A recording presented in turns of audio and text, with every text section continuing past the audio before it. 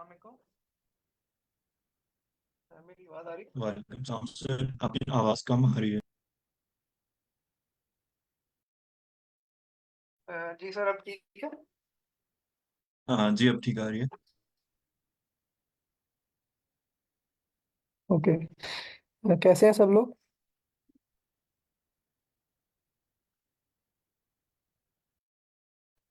अल्हम्दुलिल्लाह सर, आप कैसे हैं? जी अल्हम्दुलिल्लाह। अच्छा, लास्ट लेक्चर से किसी का कोई क्वेश्चन है तो हम डिस्कस कर सकते हैं शुरू के मिनट्स में।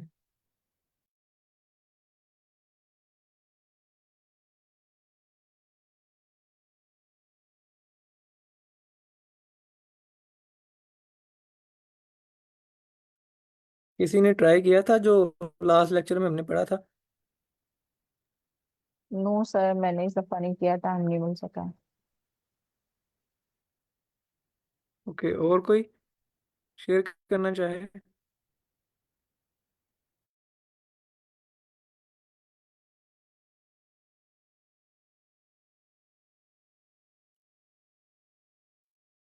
मैम मैम आमना, आपने ट्राई किया था?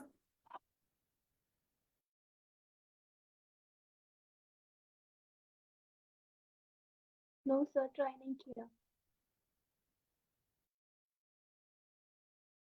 सर उमैर, आपने ट्राई किया था?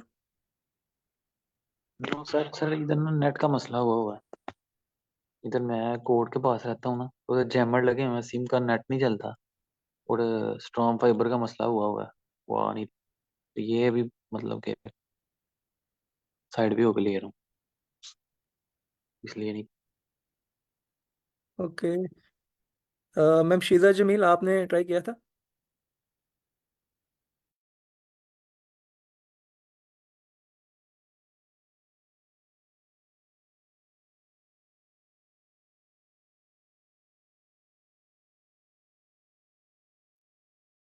ये वर्डप्रेस की जो कोड अभी लर्निंग है, ये पूरी वर्डप्रेस से रिलेटेड है। और ये चीज़ें मोस्टली हैं भी न्यू।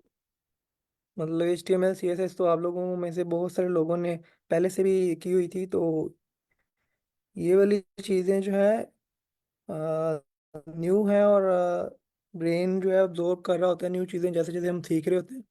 तो अब इनको ट्राई नहीं करेंगे अपने एंड पे, तो ये भूलती जाएंगी साथ साथ। तो इसलिए आप लोग ट्राई किया करें, जैसे ही लेक्चर एंड होता है आप अपने एंड पे भी ट्राई किया करें।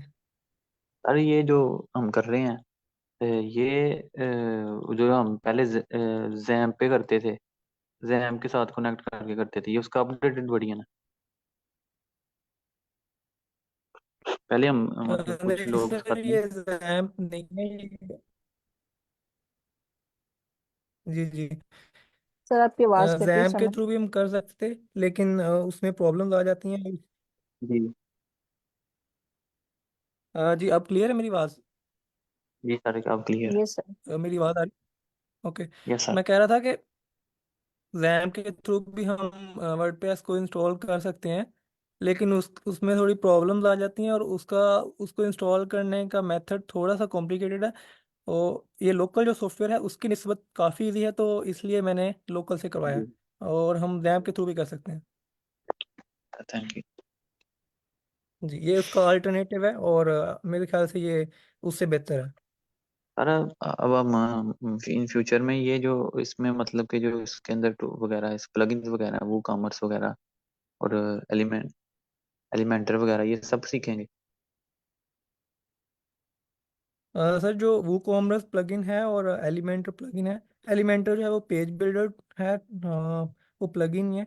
और जो वूकॉमर्स है वो एक वेबसाइट में ई कॉमर्स की फंक्शनैलिटी ऐड करने के लिए यूज़ होता है कि किसी ने अपनी वेबसाइट पे कोई सेलिंग का कारोबार करना है, बिजनेस करना है। तो उन्होंने प्रोडक्ट्स अपलोड करने होते हैं। तो हम सीख रहे हैं डेवलपमेंट, ठीक है, कि हम खुद से प्लगइन्स और थीम्स किससे डेवलप करें। तो हो गया। हमारा थैंक यू। वो वाली साइड नहीं है, मतलब कि हम उन बने बनाए थीम्स का प्लगइन इस्तेमाल आवाज मेरे एंड पे ब्रेक हो रही है या सबको ऐसे ही, तो कि आ हम रही है? पे ही फोकस करें। सर आपकी आवाज एक्चुअली शायद सर की साइड से ब्रेकआउट हो रही है।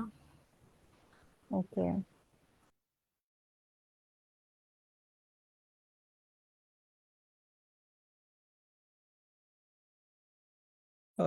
एक सेकंड, दोबारा से ज्वाइन कर लेता हूँ अगर आवाज है तो। ओके सर फाइन, बिकॉज बहुत कट रही है ना। अभी अभी क्या आ रही है? जिससे कट कर ब्रेक हो रही है ना, तो उसको समझ नहीं आ रही सेंटेंस की ना।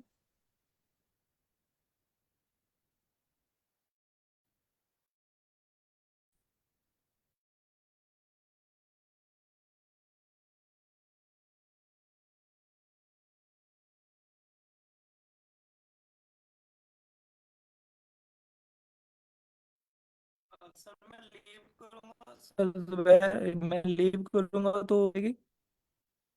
सर आप ना किसी को होस्ट बना दें, फिर लीव करके दोबारा ज्वाइन कर लें, तो क्लास एंड नहीं होगी।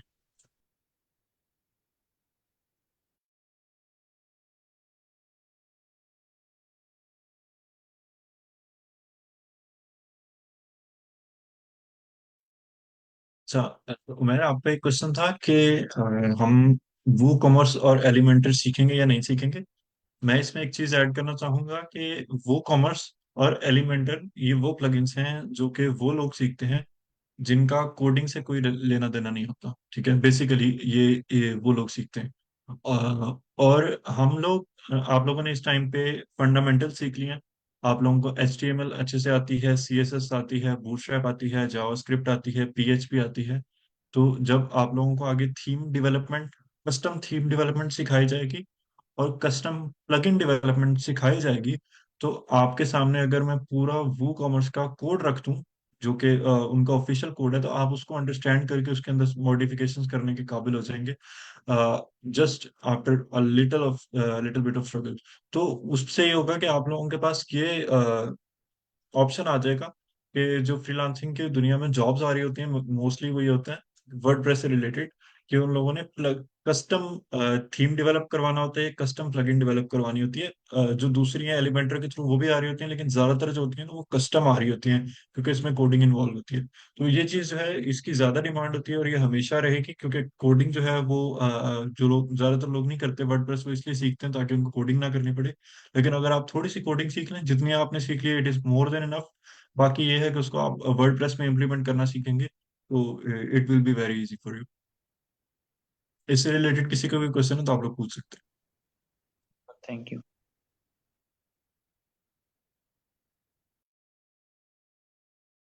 सर मेरा क्वेश्चन है, हम कोर्स आउटलाइन के कितना हिस्सा कवर कर चुके हैं और हमारा अभी बैक पे क्या रहता है? मैम मेनली हमने जो एसेंशियल्स हैं वो कवर कर लिए हैं, HTML से लेकर PHP तक।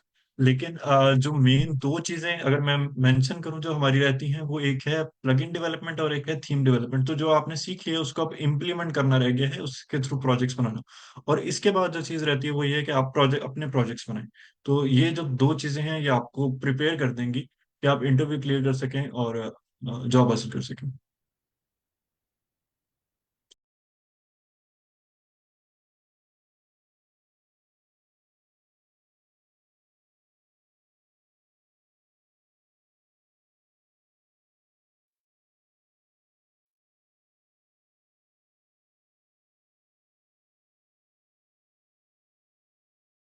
एक मिनट रुकिएगा सर, को बारे में ज्वाइन करें।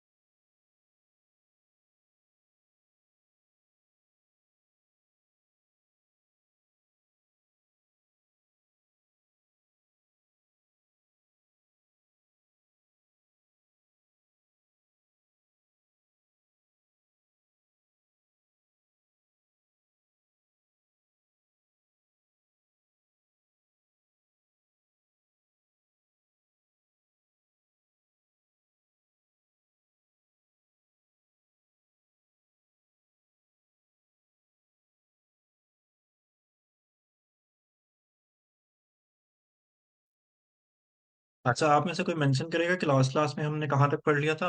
हाँ, मैं थोड़ा सा आप लोगों को कवर करवाता हूँ जब तक सर ज्वाइन करते हैं।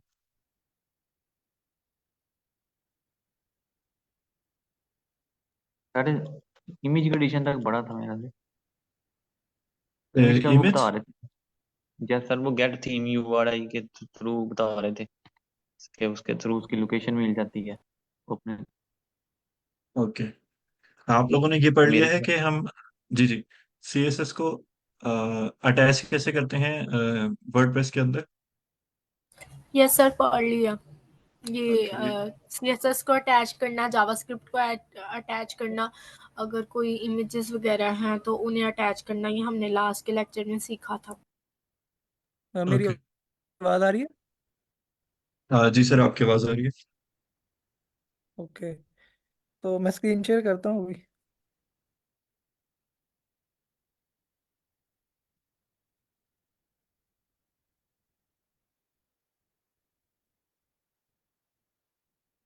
सॉरी, आई थिंक मेरी साइड पे नेट का इशू था, तो आई होप कि अब नहीं। ठीक है, तो अब इस लेक्चर में हम देखेंगे कि ये जो मेन्यू है, मेरी स्क्रीन शेयर हुई और मेरी आवाज़ भी क्लियर है।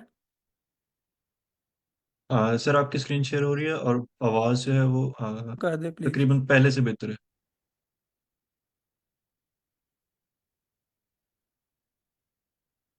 ओके, तो इस लेक्चर में हम ये देखेंगे इस मेन्यू डायनामिक किस तरह से कर सकते, कि ये जो आइटम्स हैं मेन्यू में, इनको अगर हमने चेंज करना हो, तो हमें कोड के थ्रू कोड में जाके इनको चेंज करना पड़ेगा। हम इस लेक्चर में देखेंगे कि हम वर्डप्रेस के डैशबोर्ड से इसको किस तरह से चेंज कर सकें। ठीक है, तो मैं सब फोल्डर में जाता हूँ, ऐप में, पब्लिक, WP कंटेंट और सर थीम्स, आपकी स्क्रीन शो नहीं हो रही है। और ये थीम है। इसको ओपन किया, VS code.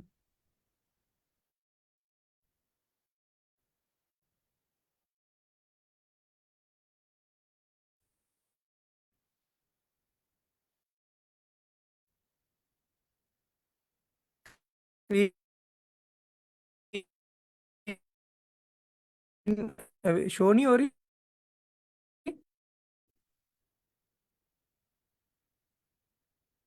Sir screen show हो रही है, स्टक है वेबसाइट तो। मेरी स्क्रीन विजिबल है। सर विजिबल है लेकिन स्टक है।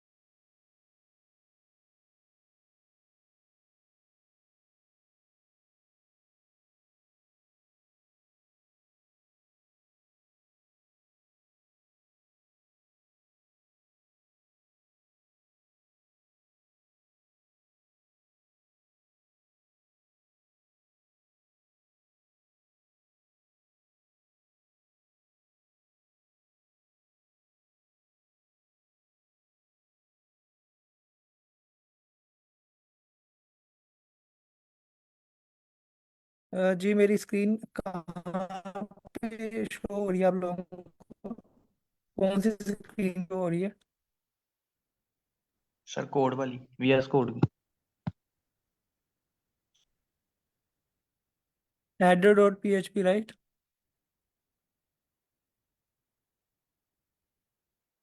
Yes sir.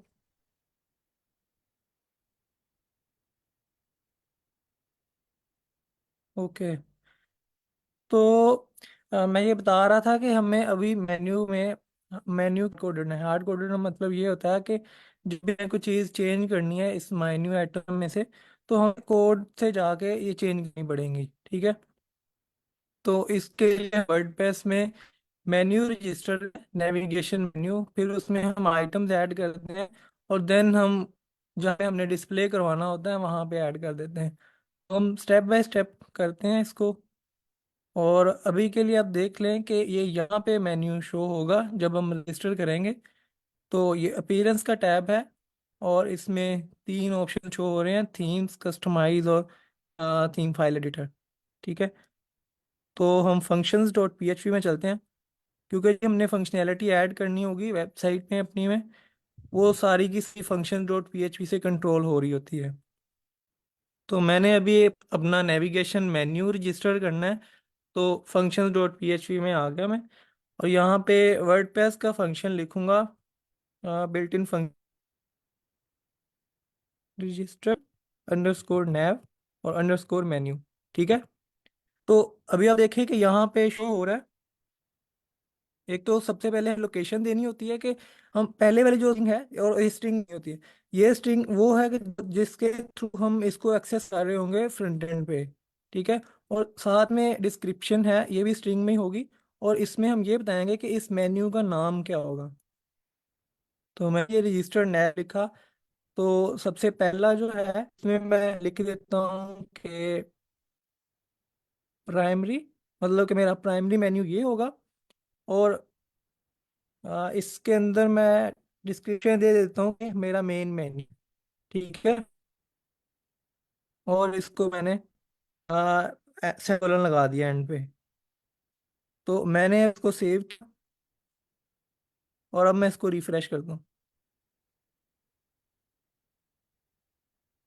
तो अभी आप देखेंगे अपीयरेंस के टैब में एक मेन्यू शो हुआ है मेन्यूज के नाम से। ठीक है, पहले यहाँ पे चौथा अभी ऐड हुआ है जब मैंने वो फंक्शन कॉल किया है। तो मैं मेन्यूज में चलता हूँ, और यहाँ पे मुझे एक मेन्यू क्रिएट करना पड़ेगा। पहले से कोई क्रिएटेड नहीं है, तो ये कुछ दिखा रहा है क्रिएट योर फर्स्ट मेन्यू। तो अब मेन्यू को यहाँ से अपनी मर्जी का नाम भी दे सकते हैं। तो मेन्यू वन ही रहने देता हूँ मैं। और इसके अंदर मेरी आवाज़ क्लियर है अभी? किसी को यहाँ तक समझ आई ना आई हो, किसी को या आवाज़ कटी हो, तो आप लोग बता सकते हैं। सर आवाज़ तो क्लियर है, कोई चीज़ कट के नहीं आई, क्लियर समझ आ रही है।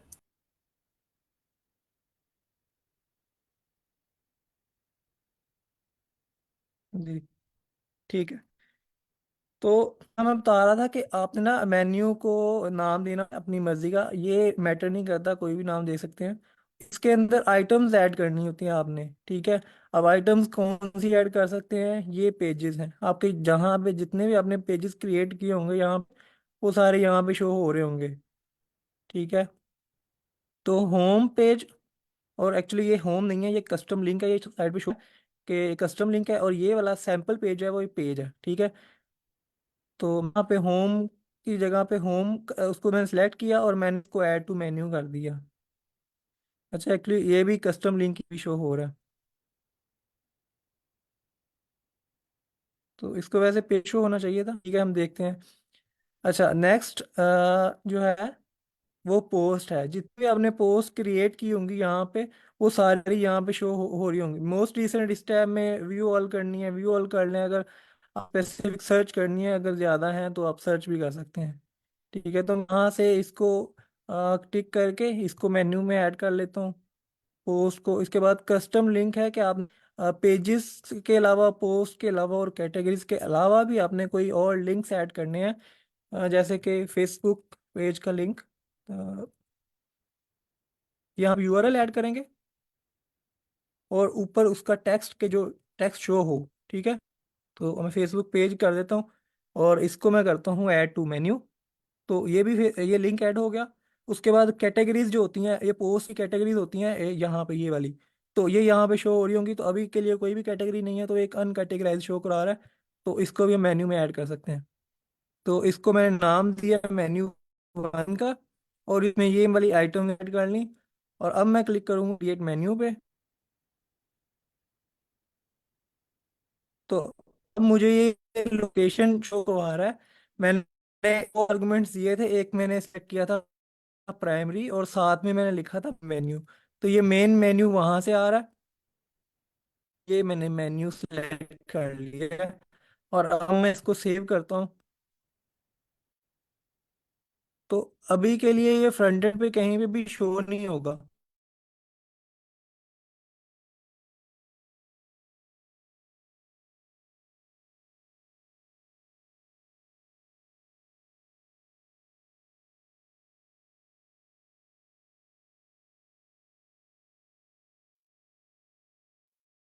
जी मेरी आवाज आ रही है? यस सर, आ रही है बिल्कुल। आई थिंक कोई नेट का पीछे से इशू है, समझ नहीं आ रही, नेट चल भी रहा है और डिस्कनेक्ट भी हो रहा है। ठीक है, मैं यहाँ पे था। तो मैं बता रहा था कि ये जो मेन मेन्यू आ रहा है, ये हमने जो वहाँ पे लिखा था कोड में, सेकंड आर्गुमेंट, ठीक है। फर्स्ट जो था वो तो हमारा कॉल करने के लिए, इंटर पे कॉल करेंगे तो हम ये वाला यूज करेंगे, और ये वाला टेक्स्ट ये बैकएंड में शो होता है। तो ये यहाँ से आ रहा है। इसमें जितनी भी हमने चीज़ें ऐड करनी थी कर ली हैं, और इसने सेव भी कर लिया।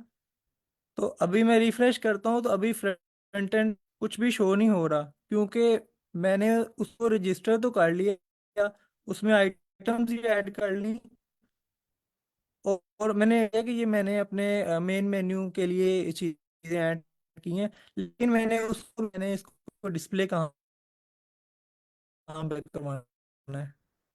ठीक है, तो यहाँ तक कॉन्सेप्ट क्लियर है सबका? कर सकते हैं, अगर समझ नहीं आ रही तो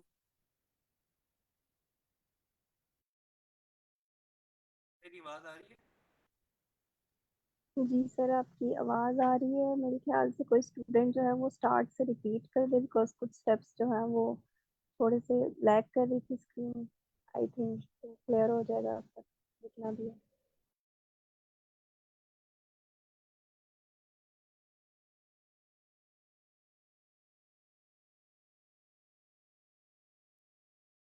जी, आप में से कोई रिपीट करना चाहेगा?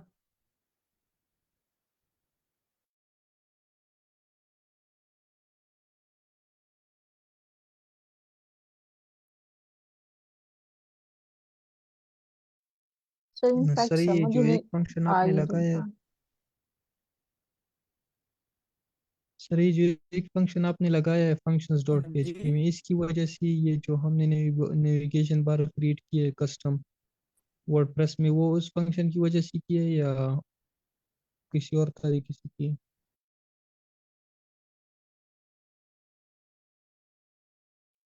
जी जी, उसी वजह से आ रहा है वो।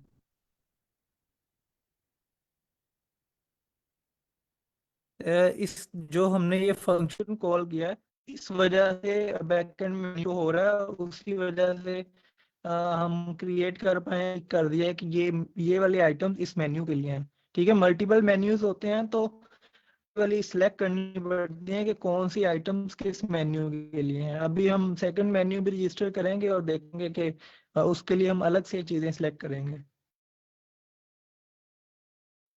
Okay okay sir. ठीक है, एक दफ़ा मैं फ्रंट एंड पे डिस्प्ले करवा लूँ तो फिर आप में से कोई रिपीट करेगा, ये कंप्लीट कर लें। तो आप लोग देखें कि यहाँ पे चीज़ें शो हो रही हैं, ये हेड पीएचपी से शो हो रही हैं। ठीक है, तो मुझे हेडर डॉट पीएचपी में जाऊँगा और मैं देखता हूँ कि मेरा मेन्यू जो है, पहले वाली आइटम शो हो रही हैं, वो कहाँ से लेके कहाँ तक है। तो ये होम है, और ये गेट स्टार्टेड तक, यहाँ यहाँ से लेके यहाँ तक जो है वो कोड में मैं देख रहा हूँ। तो आई थिंक यहाँ से लेके तो ये यूआरएल की जितनी है सारी मैंने कमेंट कर दी। ठीक है, एक दफ़ा के लिए मैंने उनको एक्सक्यूज हटा मी ही सर, दिया बिल्कुल। एक्सक्यूज मी सर, कुछ समझ नहीं आ रही, यहाँ से रिपीट कर दें प्लीज। जी जी,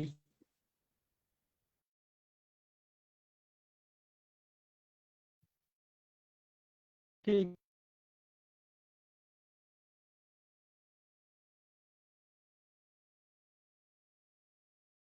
अभी मैं क्या करने लगा हूँ कि जो ये हार्ड कोडेड आइटम्स है मेन्यू में, मैं इनको रिमूव करके यहाँ पे अपना मेन्यू मैंने रजिस्टर किया आइटम्स डिस्प्ले करवाना चाह रहा हूँ।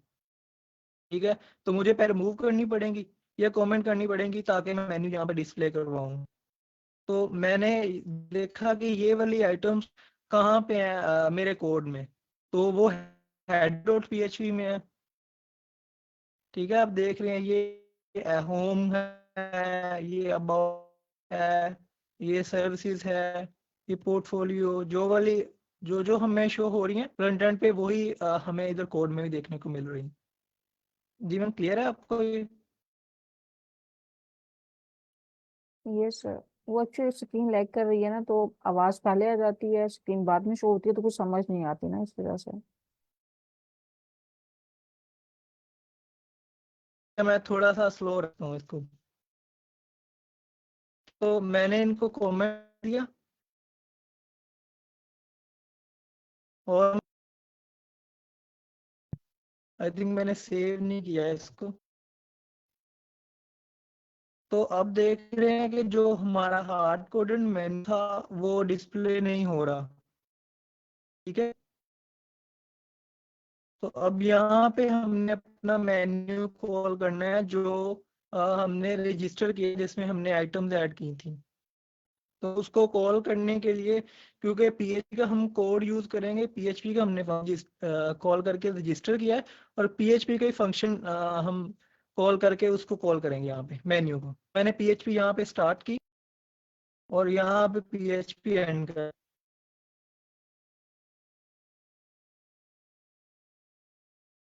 ठीक है, अब में मुझे फंक्शन जो है जो वर्डप्रेस की तरफ से मेन्यू को यूज होता है, वो मैं लिखने लगा हूँ यहाँ पे, WP nav मेन्यू।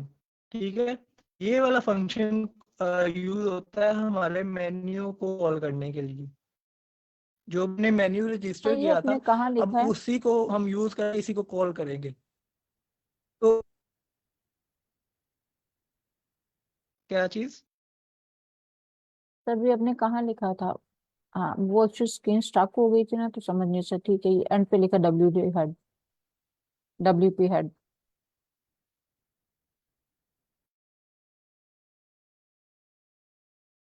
तो मैंने WP हेड नहीं लिखा, जो लाइन नंबर 57 आपको शो हो रही है, WP nav मेन्यू।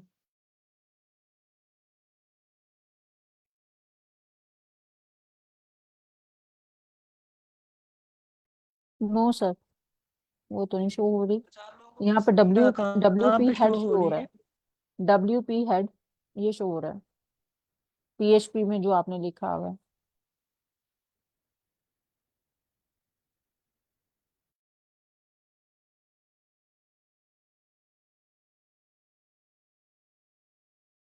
जी, अब कहाँ पे शो हो रही है? सर अभी स्क्रीन अपीयर नहीं है, वो डिसअपीयर हो गई है अभी। कुछ नहीं शो हो रहा।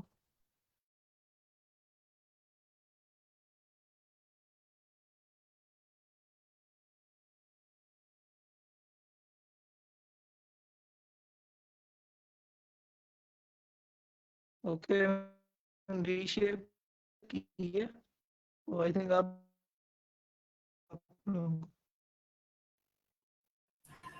सर स्क्रीन तो शेयर हो रही है लेकिन अंदर रुक भी रही है और आपकी भी आवाज रुक रही है।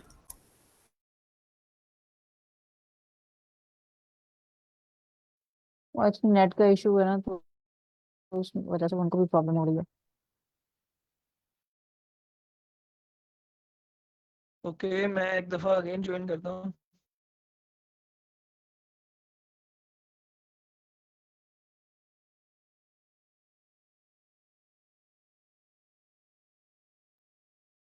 अच्छा, अभी तक जो है वो हम, अगर आप लोग अपनी वेबसाइट ओपन करेंगे तो वर्डप्रेस का डैशबोर्ड जो है वो उसके साइड पे एक आपको नजर आएगा मेन्यू अपीयरेंस के नेम से। ठीक है, जब आप उसके अंदर जाएंगे तो आपको 3 ऑप्शंस नज़र आएंगे।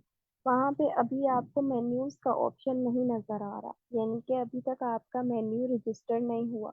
तो वही रजिस्टर करवाने के लिए आप लोग एक फंक्शन यूज़ करते हैं नैव मेन्यू का, रजिस्टर नैव मेन्यू का। ठीक है, वो आप लोगों ने फंक्शंस जो है वो फंक्शंस डॉट PHP वाली फाइल के अंदर यूज़ करना है।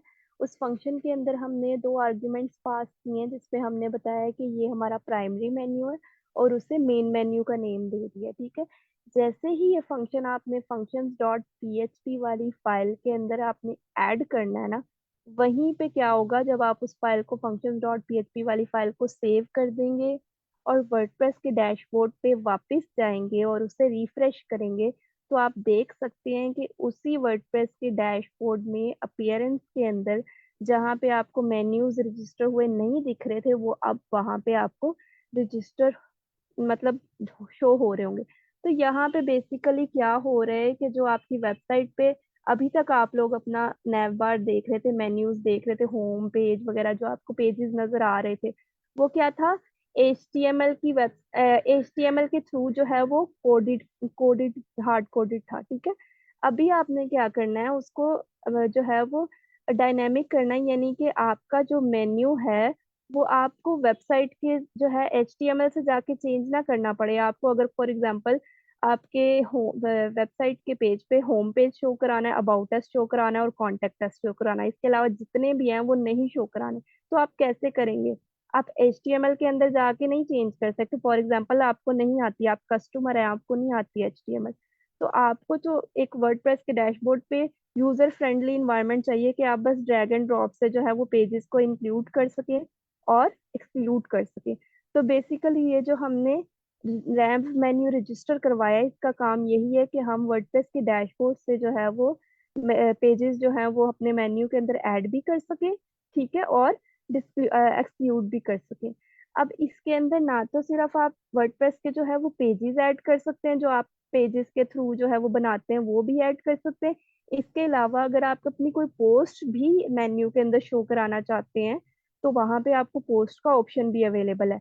लेकिन अगर आपके पास ना आप पेजेस शो करवाना चाहते, फॉर एग्जांपल आपकी वेबसाइट पे ना कोई पेज बना है ना कोई पोस्ट है, आप कोई कस्टम लिंक शो करवाना चाहते हैं, तो वहां पे कस्टम लिंक का भी ऑप्शन होता है। वहां पे आप उसको कोई भी नेम दे के अपना कोई भी कस्टम लिंक कोई भी किसी भी वेबसाइट का करके वो शो करा देंगे, तो वो भी मेन्यू के अंदर ऐड हो जाएगा। अभी आई थिंक सर कुर्बान जो है वो हमारे साथ रिज्वाइन हो चुके हैं, तो अभी तक जो है वो आपको जो है वो मैंने ऑरली बता दिया है, तो आई होप सो आपको कॉन्सेप्ट क्लियर है कि आप लोग कर क्या रहे हैं।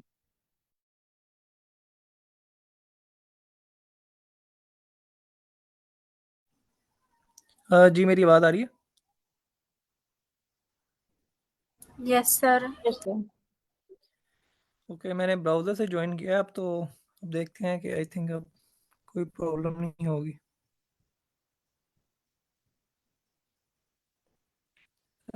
जी मेरी स्क्रीन विजिबल है?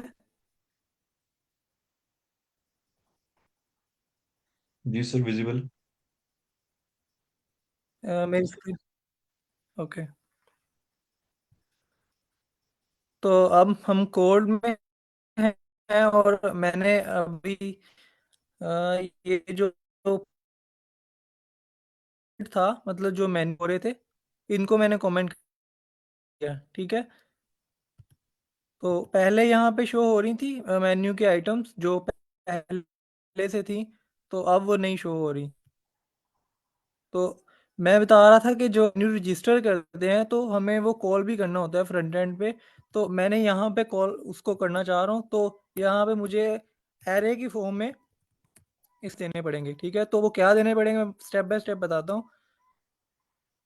यहाँ पे सबसे पहले तो हमें टीम लोकेशन का देना पड़ेगा आर्गुमेंट, और उसमें हमें वो देना पड़ेगा आर्गुमेंट जो हमने यहाँ पे रजिस्टर किया होगा, मतलब वो वाला टेक्स्ट जो हमने यहाँ पे लगाया होगा। मतलब यहाँ पे मैंने प्राइमरी लिखा है, तो प्राइमरी यहाँ पे कॉल करना है। तो अब कोई भी रख सकते हैं, इसमें कोई रिस्ट्रिक्शन नहीं है, अपनी मर्जी से अब कोई भी रजिस्टर करें और देन यहाँ पे कॉल करना है। अब वहाँ पे इसको उसी को यूज़ करेंगे जो आपने यूज़ किया होगा, ठीक है। तो मैंने प्राइमरी के नाम से इसको कॉल कर लिया, ठीक है। यहाँ तक क्लियर है सबको?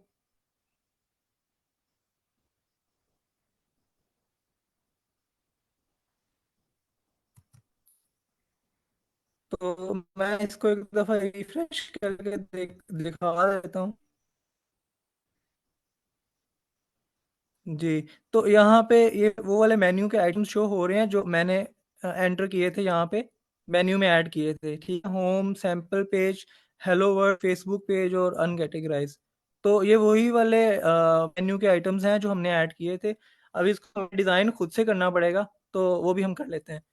तो यहाँ तक आप लोग बताएं कि पूरा प्रोसेस समझ आ गया है मेन्यू को रजिस्टर करने का, उसमें आइटम्स ऐड करने का और उसको फ्रंट एंड पे डिस्प्ले करवाने तक का।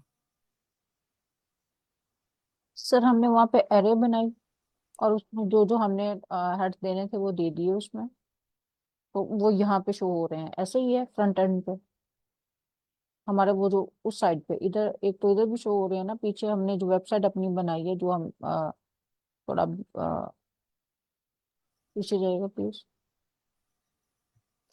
जी यहाँ पे पहले, ठीक है, आप लोग ना आप में से कोई भी रिपीट करे पहले कि हमने काम किया अभी तक।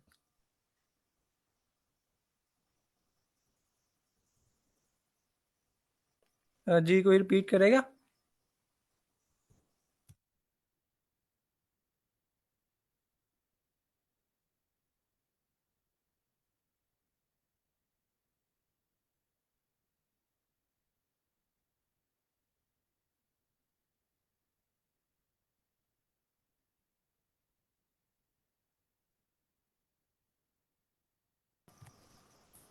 सर उमैर आप रिपीट करेंगे यहाँ?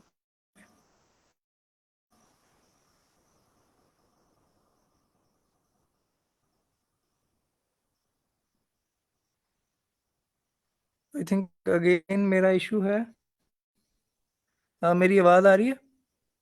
जी सर, आपकी आवाज़ आ रही है।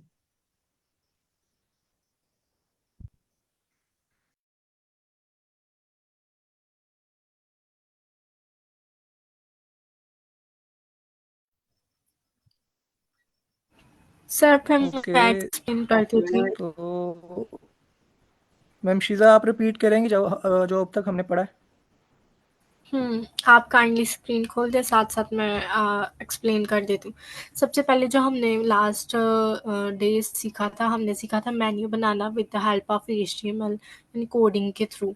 फिर सर ने हमें एक डायनेमिक वे बताया जिसमें हम यानी वर्डप्रेस से एक मेन्यू बनाते हैं और उसी मेन्यू को हम बैक एंड पे रजिस्टर करवा के उसी को ही शो करवाते हैं, जो एक डायनेमिक होता है, जो यूज़र के लिए ईजी होता है या हमारे क्लाइंट के लिए ईजी होता है।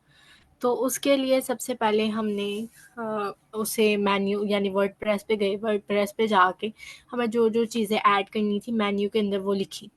नीचे मेन मेन्यू सेलेक्ट किया, उसके अंदर जो जो पेज ऐड करने थे, फॉर एग्जांपल मैंने होम पेज ऐड करना था तो मैंने न्यू पेज पे जाके होम वाला यानी पेज का नेम होम लिख के एंटर कर दिया और उसे मेन मेन्यू के अंदर ड्रैग कर दिया यानी सीक्वेंस वाइज। अगर आपको वो मेन मेन्यू चाहिए यानी एक होता है मेन्यू और उसके नीचे से कैटेगरी, अगर आपको उसकी कैटेगरी बनाना है तो उसके थोड़ा सा आगे घसीटना है यानी उसकी राइट साइड पे घसीटना है ताकि वो उसकी कैटेगरी में आ जाए। और अगर आप साथ एक सिंपल लाइन में लिखेंगे यानी होम कॉन्टैक्ट पेज और सारे के सारे पेजेस एक सीधी लाइन में लिखेंगे ना, तो वो सारे के सारे एक ही मेन्यू के पेजेस कंसीडर होंगे।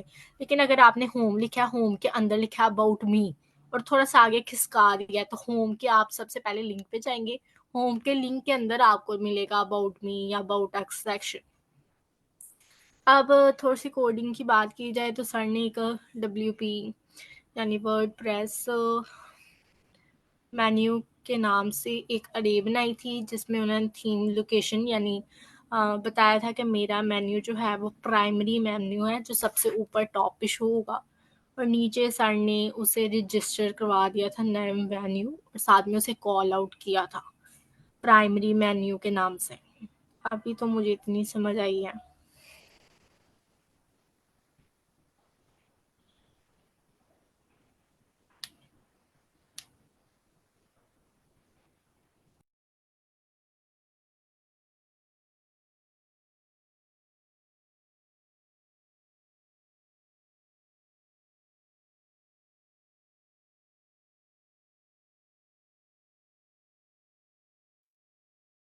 जी मैम, आपने बिल्कुल ठीक बताया।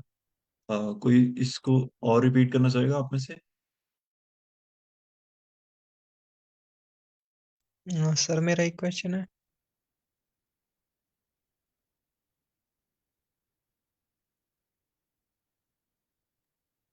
जी जी, आप सर पूछें। सर अगर हम एक दूसरा नया बार बनाना चाहें ना, तो फिर उसको हम दोबारा दोबारा से रजिस्टर करेंगे, दोबारा से कोड में ये एरे बनाएंगे और उसकी लोकेशन देंगे। ये कह रहे हैं कि एक आपने प्राइमरी मेन्यू बना लिया, नए नए बार के अंदर आपने जो मेन्यू बनाया है, अब आप चाह रहे हैं कि आप एक और मेन्यू बनाएं जो आपने किसी और पेज पे डिस्प्ले करवाना है, तो बिल्कुल आपको उसके लिए, अगर आपने एक और बनाना है, तो उसके लिए आपको दोबारा से उसको सेपरेटली रजिस्टर करना पड़ेगा। Okay sir.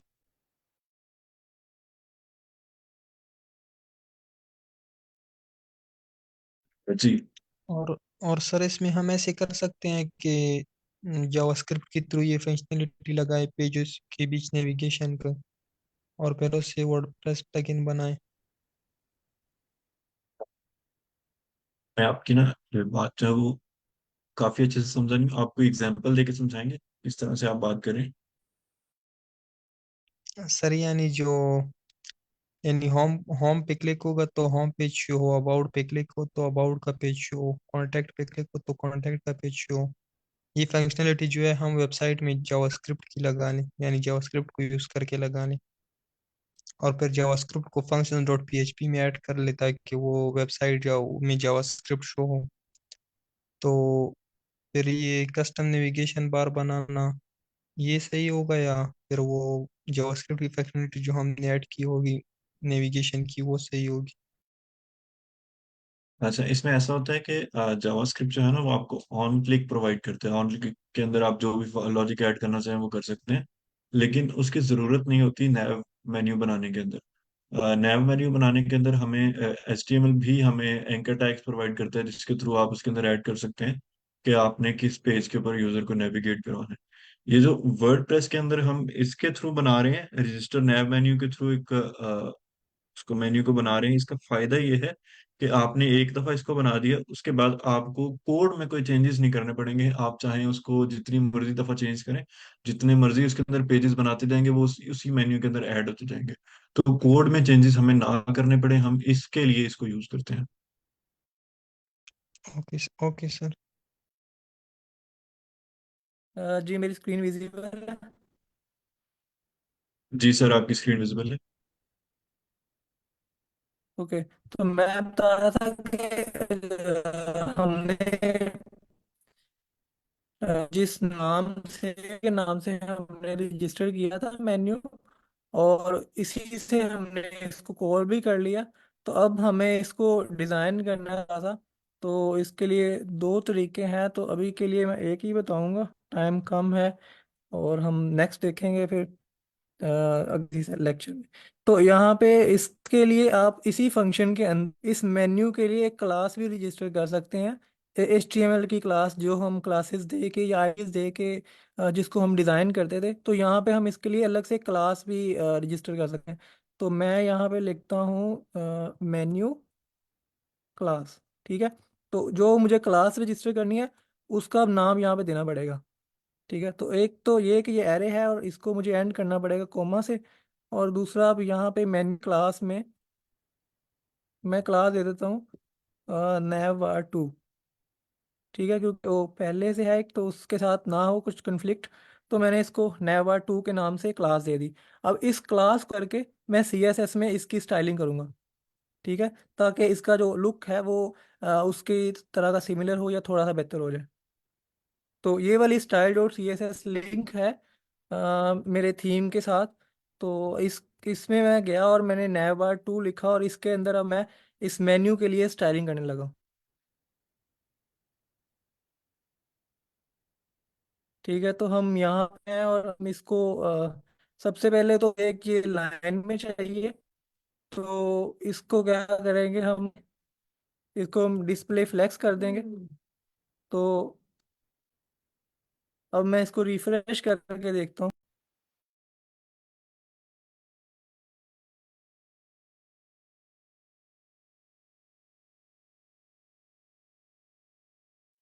जी, तो आप लोग देख रहे हैं कि ये जो है पूरे एक लाइन में चले गए हैं।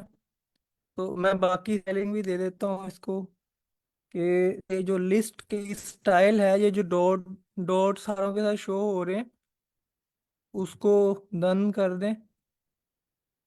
देन हम क्या कर सकते हैं, जस्टिफाई कंटेंट एंड, क्योंकि मुझे इस साइड पे चाहिए मेन्यू के आइटम्स। Just a second. अच्छा, जो स्टाइलिंग है इसकी वो ख़त्म हो गई है। और अलाइन आइटम्स सेंटर,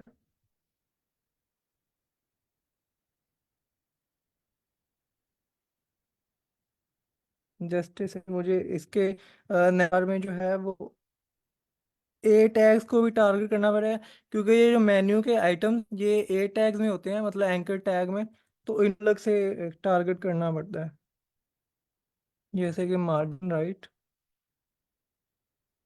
10 पिक्सल, और इनका कलर भी थोड़ा सा।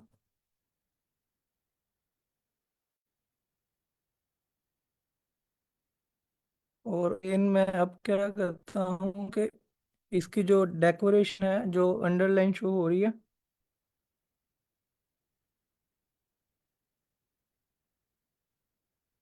जी, तो इसका थोड़ा सा फॉन्ट साइज जो है उसको भी थोड़ा सा बढ़ा लेते हैं।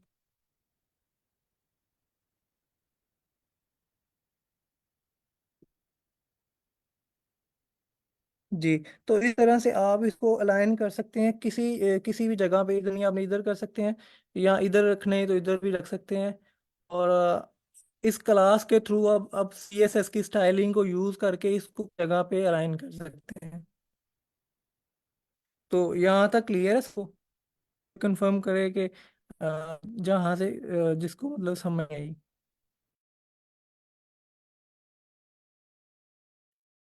यस सर, क्लियर है। ओके। सर मोहम्मद बिलाल, आपको समझ आई है? आपको क्लियर है ये?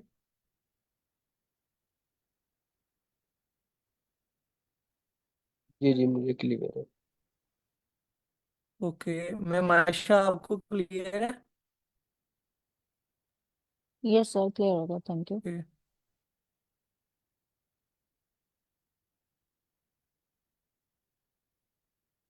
तो कोई रिपीट करना चाहेगा?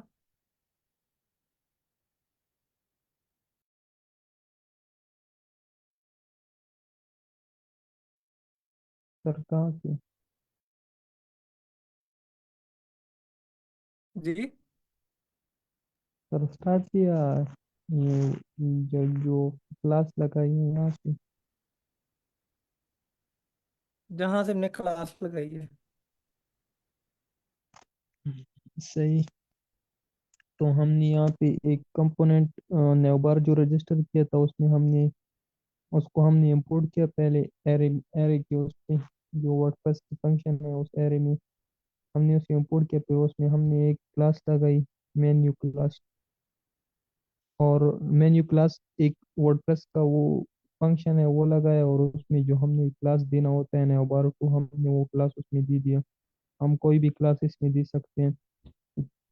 और फिर इस क्लास को हमने CSS में टारगेट किया, और फिर उसके थ्रू हमने अपने नेविगेशन बार को डिफाइन किया, उसमें जो एट्रीब्यूट टैग होता है वो उसको भी डिफाइन किया। और बस इतना ही किया। ओके। तो अब मैं ना इसको ये बताता हूँ कि हमने अगर मल्टीपल मेन्यूज रजिस्टर करने हैं तो वो हम किस तरह से कर सकते हैं। अगर तो अपने 1 बाय 1 है तो आप इस तरह ये भी कर सकते हैं कि इसको करें कॉपी और इसको पेस्ट कर दें, यहाँ पे आप सेकेंडरी कर दें, या कोई भी आपको जो ठीक लगता है। ठीक है, ये फुटर मेन्यू कर सकते हैं, तो ये एक अलग से मेन्यू ऐड कर दो बैक में। ठीक है, एक सेकंड मेन्यू। सर जो सेकेंडरी है तो वो अभी आप फुटर में, देख के यहाँ फुटर पे में फुटर होगा। मेन्यू शो हो रहा है और मेन मेन्यू भी शो हो रहा है। ठीक है, सेकेंडरी मैंने दिया है उसको कॉल करने के लिए, और फुटर जो है वो टेक्स्ट शो एक्सक्यूज होगा। मी ठीक है, सर। इसको सेकेंडरी कर दें। फुटर मैंने इसलिए लिखा है कि मे भी हमने फुटर में यूज करना हो। एक्सक्यूज मी सर, जी जी। और पेजेस का थोड़ा सा उधर जाके बताइएगा, वो किस तरह से ड्रैग एंड ड्रॉप जी किए जी थे मैम, वो पूछें। समझ नहीं।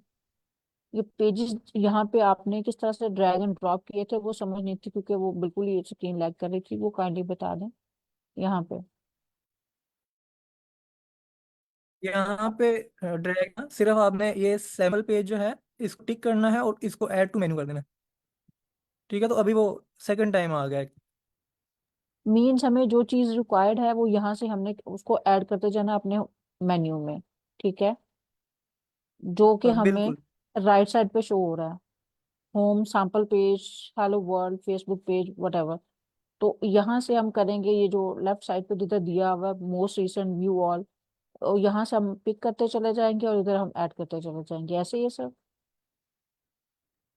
जी जी, आप यहाँ से कोई भी ऐड कर सकते हैं, जो जो आपकी पोस्ट अवेलेबल होंगी वो सारी यहाँ पे शो होंगी। ठीक है, तो आप उनको उनमें से कोई भी ऐड कर सकते हैं इसमें। Okay sir, thank you. ठीक है, तो यहाँ पे आगे अभी मैंने मेन मेन्यू सेलेक्ट किया था, तो यहाँ पे आएंगे क्रिएट न्यू मेन्यू करेंगे, और यहाँ पे आप ये दे देंगे कि सेकेंडरी मेन्यू, और इसको टिक कर देंगे। और इसमें जितनी भी आइटम्स आपने ऐड करनी है और भी होंगी, तो आप ऐड करके इसी तरह इसको भी कॉल करेंगे फ्रंट एंड पे, और उसकी डिजाइनिंग आपको अलग से करनी पड़ेगी। ठीक है, क्लास दे के। तो इसके लिए ना एक और होता है कि अगर हमने मल्टीपल मेन्यूज रजिस्टर करने हैं तो उसके लिए फंक्शन एक और होता है। तो मैं पहले एक इसको फंक्शन में लिखता हूँ, अभी मैंने फंक्शन के बाहर ही लिखा था, तो मैं इसको फंक्शन के अंदर लिखने लगा हूँ। तो यहाँ पे मैं इसको दे सर देता ये जो हूँ आई आपने कोड हटाया है गुरु। सर इसको कमेंट कर दी। जी ठीक है। तो मैं अब ना इसको एक ही फंक्शन में यूज करके मल्टीपल मेन्यूज रजिस्टर करने लगा। तो मैं यहाँ पे लिखता हूँ फंक्शन और आई कोड गुरु। तो ऊपर फाइल दिया था मैंने, तो यहाँ पे मैं फीचर्स के नाम से एक फंक्शन न्यू ले लेता हूँ। और इसके अंदर मैं क्या करता हूँ कि रजिस्टर मेन्यू के साथ एक और फंक्शन होता है, रजिस्टर नैव मेन्यूज। ठीक है, उसके साथ एस आता है सिर्फ। और इसमें आपने एरेज एरेज में ना जो अपने जितने भी मेन्यू चाहिए होंगे वो सारे एरे में आप पास करेंगे, तो आपके सारे के सारे मेन्यू एक ही फंक्शन टू रजिस्टर हो जाएंगे। ठीक है, जैसे यहाँ पे प्राइमरी में यहाँ से कर लेता हूँ, और इसको इस तरह से, तो ये मेन मेन्यू इसको रख देता हूँ। ऊपर ऊपर भी मैंने यही किया था, लेकिन यहाँ पे सिर्फ मैं एक ही एरे में जितने भी रजिस्टर करना चाहूँ वो मैं कर सकता हूँ। ठीक है, तो ये मेरा है फुटर, या इसको सेकेंडरी कर लेते हैं एक दफ़ा के लिए।